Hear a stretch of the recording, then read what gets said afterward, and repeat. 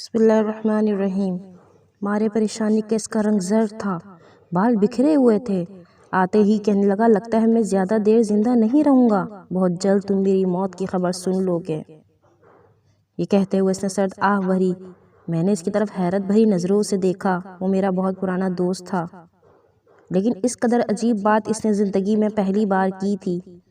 بات کیا ہے بھائی، کچھ پتہ تو چلے، میں نے پرسکون آواز میں پوچھا۔ اس نے بتایا، ہم 4 بھائی تھے۔ 3 سال پہلے سب سے بڑا بھائی فوت ہو گیا، اس کے 1 سال بعد دوسرا بھائی فوت ہو گیا، اور اس سال تیسرا بھائی بھی گیا۔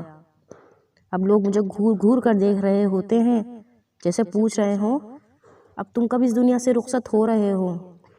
کل ایک دوست کہہ رہا تھا، تمہارے 3 بھائی نوجوانی میں فوت ہو گئے۔ یہ کوئی خاندانی مسئلہ لگتا ہے، لہٰذا تم بھی تیاری کرو، نہ جانے موت کا پیغام کب آ جائے۔ اس کی بات نے مجھ پر کپ کپی طاری کر دی۔ اس وقت سے بس میں یہی سوچے جا رہا ہوں، یہ سوچ کسی طرح میرا پیچھا نہیں چھوڑ رہی کہ بس اب میری باری ہے، نہ جانے میں کس دن چل بسوں۔ اوہ تو یہ بات ہے۔ ہاں بات تو اتنی سی ہے، لیکن ہے بہت خوفناک۔ موت کا خیال کس قدر وحشت ناک ہے۔ اگر کسی کو یہ معلوم ہو جائے اس کی موت کا دن نزدیک آ گیا ہے اور پریشانی کے بھلا اس کا کیا حال ہوگا۔ میں نے کہا، ہاں میں سوچ رہا ہوں اور دیکھ بھی رہا ہوں تمہاری جو حالت ہے، اس پر بھی غور کر رہا ہوں۔ ویسے تمہارا ایک ہی علاج ہے، میں نے جلدی کہا۔ علاج؟ لیکن میں بیمار کب ہوں؟ میرے دوست نے مجھ سے کہا۔ میں نے کہا، میرے خیال میں تم بیمار ہو۔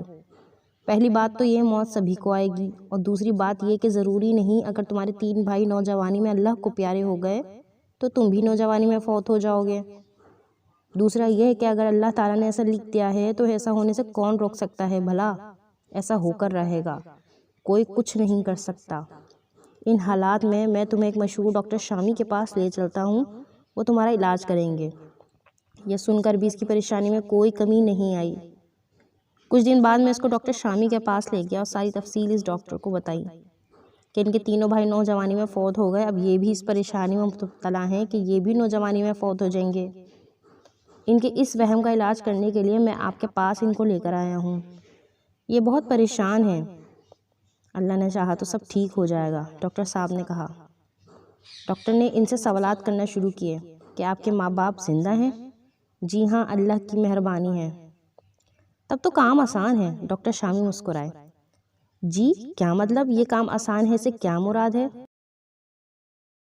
ڈاکٹر صاحب نے کہا، دیکھیے یہ صرف ایک وہم ہے، آپ کو یہ بھی معلوم ہوگا کہ وہم کا کوئی علاج نہیں۔ اس کا آسان حل یہ ہے کہ آپ اس وہم سے جان چھڑا لیں۔ میں آپ کے لیے جو نسخہ تجویز کروں گا آپ کو اس پر عمل کرنا ہوگا۔ کیوں نہیں ڈاکٹر صاحب، میں آپ کی تمام ہدایات پر عمل کروں گا۔ تو پھر سنیں، آپ کے ماں باپ حیات ہیں، آپ خوب دل لگا کر ان کی خدمت کریں، خدمت میں دن رات ایک کر دیں، ایسی مثالی خدمت کریں کہ لوگ آپ کی خدمت کی مثالیں دیتے نظر آئیں۔ دوست نے کہا، میں یہ ضرور کروں گا، لیکن اس کا میری عمر سے کیا تعلق ہے؟ بہت گہرا تعلق ہے، ڈاکٹر شامی بھرپور انداز میں مسکرائے۔